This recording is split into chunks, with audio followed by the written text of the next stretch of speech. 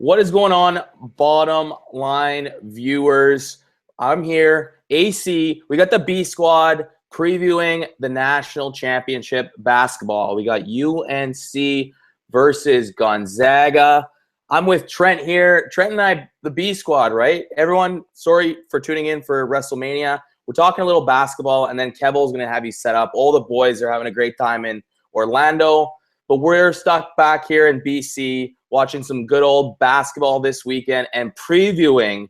It's the best time of year, too. The Monday national championship is always so awesome. Trent, what are your feelings right now being on what I call in the B squad, but obviously we're A squad?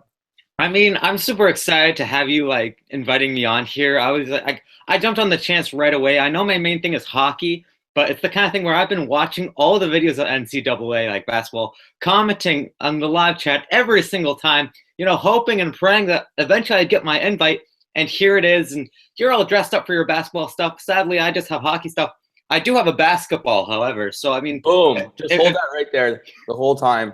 Basketball. Pretty much. I mean, that's the best that I could do. But I'm here. I'm trying to help out, No, and like we've said before, we're casual basketball fans. I know Trent, same with me. I love watching the NBA, and I don't really follow NCAA, but the tournament is one I'm crazy. I like to bet, and if you're watching the last preview video, I said take the points, not necessarily the winning, but both underdogs covered the spreads.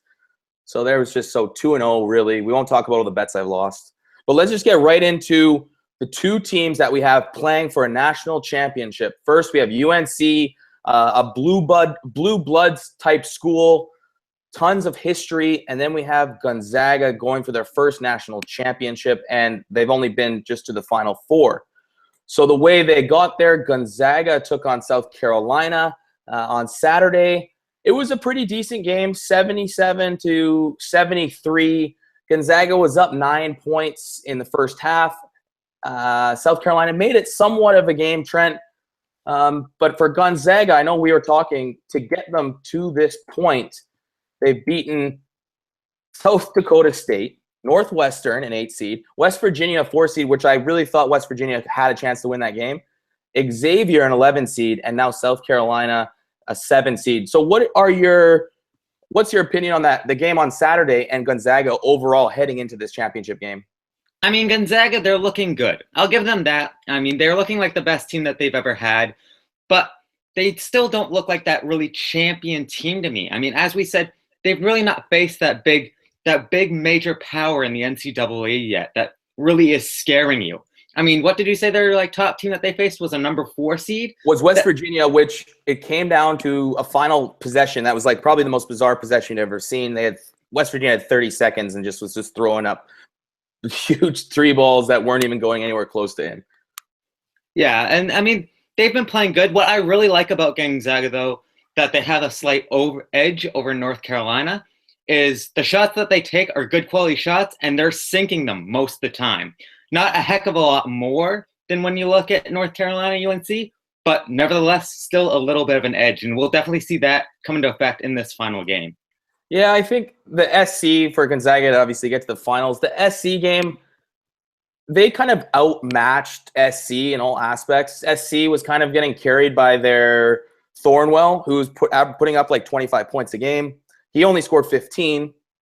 They only shot 37% from the field, South Carolina. But no, it's crazy. Gonzaga from the field shot 48% and 47% from three-pointers. And also, I've talked about it before, their free throws, which is out of the final 4 teams that were left on Saturday, Gonzaga had the least amount of free throw average. So they put it up to 76. So those are numbers that are going to win you games, and that does impress me. And also, they had just such a huge size advantage. If you look at, they have 3 or 4 7-footers. You have the Polish Karnowski. You have Williams, and then you have Zach Collins, the freshman, who, it's funny, and in the Final Four, Zach Collins is the only freshman that's actually doing something and getting a lot noticeable, because there's talk that he's going to be a one-and-done player next year. But I'll give credit to Gonzaga, because they have had an easy run, but they've deserved it. Just because it's an easy, not the teams you're playing. Maybe it's not like you're playing Kentucky, like UNC beat. But you still got to show up and play the games. It's not their fault they got that schedule, just how things worked out. And they're playing good basketball and they're winning games. So it's going to be a very interesting game come tomorrow, and we'll get to UNC now. UNC, a team that obviously during the tournament, obviously being a 1 seed, has been playing some really good basketball. They've played a good Butler team, Arkansas, obviously Kentucky, and Oregon. The Oregon game was interesting because UNC kind of had it in the bag the whole time because they didn't actually shoot that well, but Oregon just shot so poorly that it was kind of easy to win. And North Carolina's showed us this tournament, they're not too much of an offensive juggernaut. They're going to win games with their defense, and that's what they did. And obviously we had Meeks kind of come out of nowhere with his breaking out party in that game, 25 points, 14 rebounds, and 8 of them were offensive rebounds, including the way that game ended with the missed free throws and Oregon 4 versus 2 can't box out. It was just a wild game. What was your take on that game there, Trent? I mean, I think you said it perfectly right there. I mean, it was super close. I mean, super exciting. I like how you talked about Meeks because I think Meeks is going to have like the biggest job in this final matchup coming up just because, as we said, he is the rebound master right now. He's averaging about 9.5 rebounds per game. And he got 14 last time, 8 offensive rebounds, and you got three of the biggest men in the NCAA facing you. So honestly, that's going to be the biggest thing right there. I have to give my hat off to Jackson and Barry. Both of them have been shooting very well. Both of them up to the 20, 15 point per game. But honestly, if you're basically have only 3 main players, it might be easy to shut those players down. So you need to find a way to kind of spread the ball around because besides those 3 players, honestly, you don't have much of a team left over that has that much skill. It's mainly the 3 guys. And you know what? In this tournament, they actually haven't shot that well, right? Like they've been playing very well defense on the defensive side of the ball. The thing with UNC that I do like, though, is they have a very similar team, pretty much the exact same team that played in the national championship a year ago. And I think people shouldn't take that too lightly because this is a UNC team where UNC haven't really done and Roy Williams haven't really done the one-and-done type players like other teams have. Yeah, I mean, I think you nailed it. They haven't had those kinds of players. I mean, and it's going to be interesting. It's going to be hard. It's going to be tough. We have a few people in the chat here. Actually, only one guy right now, Boda Winter. He says, Winter, thanks for joining us, man. I know. He's here all the time. He says, hey, guys, Oregon and NC was a boring game or was not boring. Wait, well, yes, it was boring. I'm sorry. I can't read. I'm illiterate. It happens. That's why I'm on the B team. Yeah, the B too. I can't read either. It was a fun game. The crowd was in it. The crowd was in it like Zaga.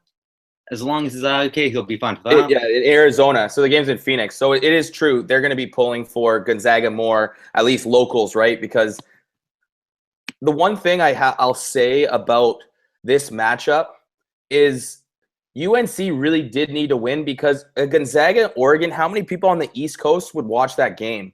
Because first of all, Gonzaga is always a great team. If you're kind of from the West Coast, you know about Gonzaga. Oregon doesn't really get as much credit as they should because they play out west, right? The games start 10 o'clock for a lot of those people. But that's why it was good that you see UNC. I think more for just television and people. Because Trent, what's your opinion? Or what's Winter's opinion too? If it was Oregon Gonzaga, do you think that would have the same pull on the East Coast? Absolutely not. I mean, you'll look at UNC and they've been a popular team, as we've said, for so many years now. And because they're a popular team, that's what's going to draw in viewers. I completely agree that Oregon is probably one of the most, if not the most, underrated team in NCAA basketball. I mean, they play their hearts out every single year, and they play well. It's just they don't have the viewers because, as you said, most of them are asleep when the games start. So, yes, they would not have gotten that crowd. So it is a good thing that we see this matchup now. But honestly, Oregon versus Gonzaga, maybe one day we'll see that in the future because both these teams, they are still young and they do still have the potential of getting better. Yeah, and Winter brings up a good point. If they do win, they're going to lose the championship due to academic violations, which is hilarious because it's so true. And that's why when that video came out after May hit the winning shot against Kentucky, he was in the classroom at like 8 a.m. People were saying it might have been like a PR stunt because of their academic violations on that part.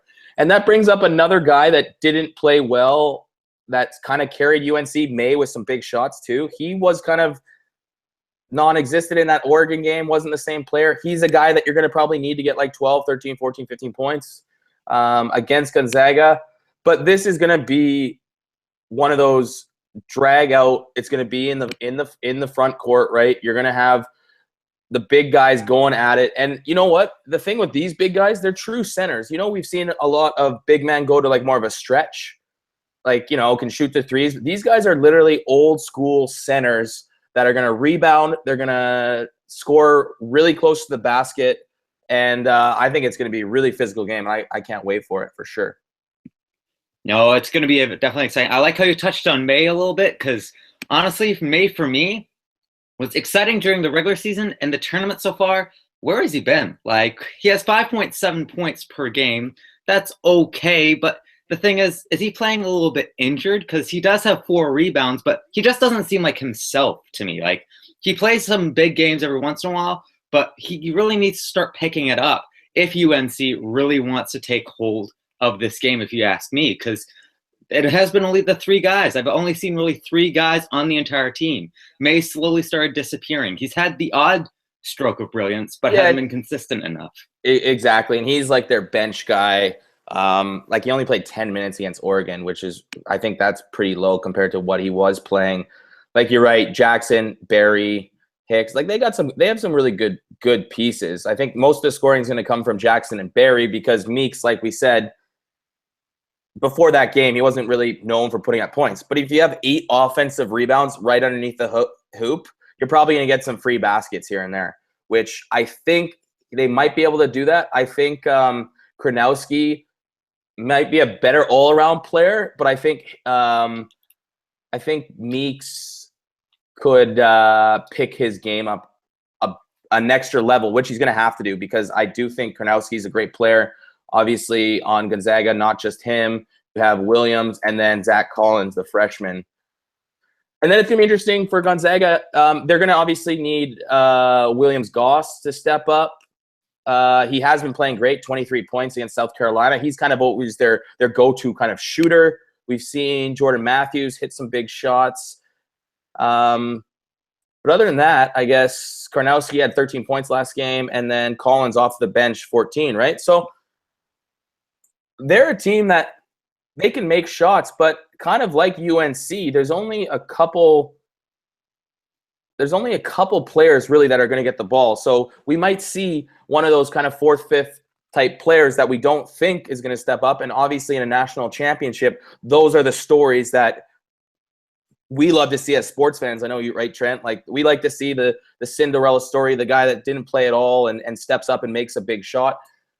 So I can't wait to watch that game for sure. And it's a great time. Monday night, we said it earlier, Monday is a great time because Monday is the one day where you don't really go out. You know what I mean? Like, you're not going out for dinner. Like, it's one of those days that you're going to be at home on your couch regardless. So what better way to watch a national championship? Exactly. So who do you have in this game? I mean, we've kind of pitched for both these teams to do well. Both of them have benefits. Both of them have downfalls.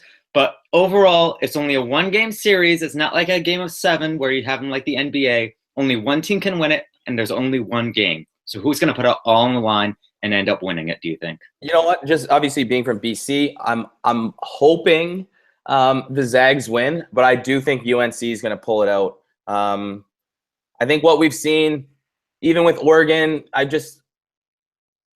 used to be with the Zags every year, same with Oregon, but they're just good for just one night off. Hopefully that doesn't happen because this Gonzaga team is one of the best Gonzaga teams I've seen in the past, but there has been some very good ones that I believed in almost more so than this, and then they get knocked out. Sweet 16, Elite 8, I think, you know what I mean? So, like, they get close. But it's a big game, a big stage. I think UNC has the edge in that factor because they played in the game last year. All these guys have played it with the program 4 years in a row where they're always a decent squad. I'm going to go UNC, but I think it's going to come right down to the end. But I'll be happy if Gonzaga wins for sure, being a West Coast guy. I mean, yeah, I'd agree with that. But because I really like drama and because I really like to be controversial and, you know, just because there's two sides to every single story, I have to pick Gonzaga to win this. I got to complete the Cinderella story just so one of us can be right, you know, because I can see either of these teams winning it. And honestly, I'm going to go back to what I said earlier.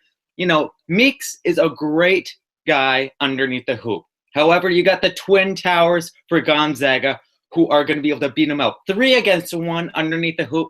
You'll get your chances. Yes, you will. But honestly, I think they'll be able to tower over them, complete the Cinderella story, but it will be close. I agree with David with that. No matter what happens, this game will be close. Yeah, no, it's I think the spread right now, UNC is favored by 1.5, which is just pretty much just pick who you want to win, right? Pretty much. And then the kicker too, I'll be doing a reaction to the game tomorrow, but I can't wait. My favorite time every year, one shining moment. It's so cheesy. It's just so everything just sports, you know what I mean? Like the storylines with that cheesy music, but it's just so good every year. You have to watch when the ball, you know, I shouldn't even sing it, but it's one of my favorite times every year that I won't leave my TV till I watch one shining moment. And how do they edit it so quick? That's like, how do they get the team? How do they do that so quick? It should be a great game. All in all, UNC Gonzaga for the 2017 Basketball National Championship. Trent, anything else to add?